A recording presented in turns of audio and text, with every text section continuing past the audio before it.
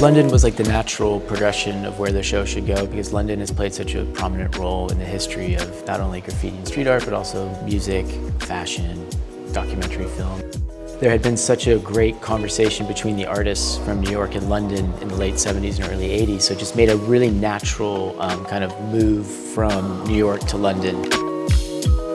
The London Beyond the Street show is really trying to do is show how much graffiti and street art and the kind of the expression and the freedom of graffiti and street art and how it wasn't just about writing on walls. The spirit of it would extend out into different kind of creative endeavors. Conversations about punk and hip hop, but also rave flyers and just the way that these kind of genres all kind of came together and how when they came together, it sparked something completely new and fresh.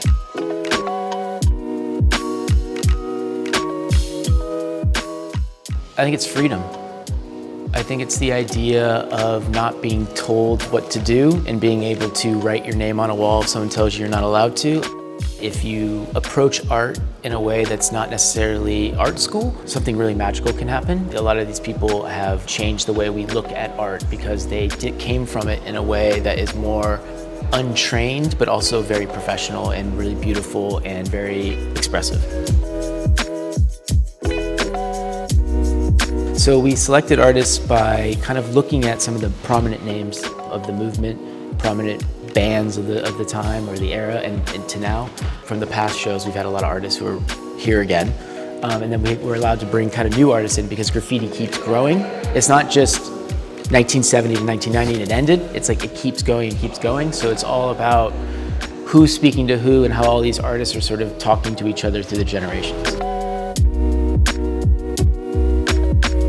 Every artist in this show did graffiti on the street and had to make a decision for themselves of like, how do I show my work in a gallery?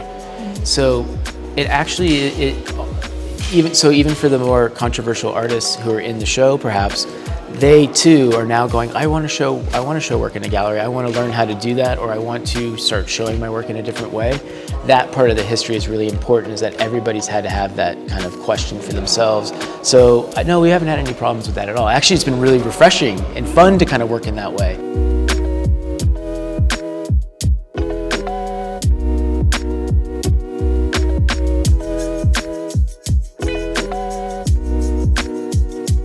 I think what we want for people to take away from this is that it's still happening.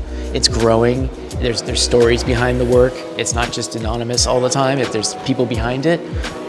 So that's one of the main things we really, really want to show to people. It's still something that influences the way we look at the world.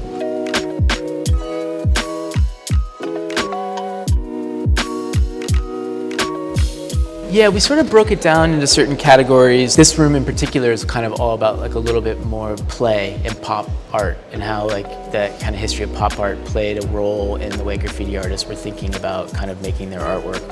There's one particular room that's all about like new innovations in how people use spray paint. We really just want to move you through the history room by room. We will be doing a Beyond the Street Shanghai show later this year. So that's one of the things that we hope that people get from the show is that there's more to come. More and more people are becoming aware of artists. Artists are becoming more and more famous. Like, you know, you think about Shepard Fairey or you think about Takashi Murakami. I think we just want to like really reiterate to people that there is a whole movement still happening and growing. There's so many of these artists that you might have seen on the street that are making studio work, and that it's something that is unconventional, and that's kind of what's really special about it. And so I hope that's kind of the impact, is that the contemporary art world can be unconventional still.